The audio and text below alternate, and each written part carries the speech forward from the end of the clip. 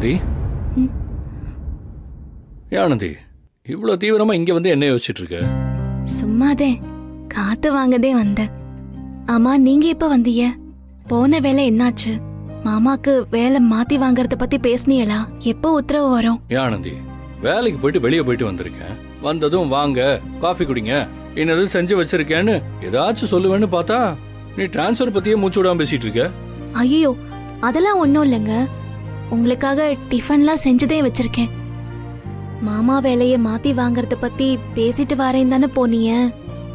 அதே நீங்க வந்ததும் அத பத்தி கேட்டுப்பட்டேன். தப்புதே, மன்னிச்சுக்கோங்க. ஏய், சும்மா உன்னை கிண்டல் பண்ண.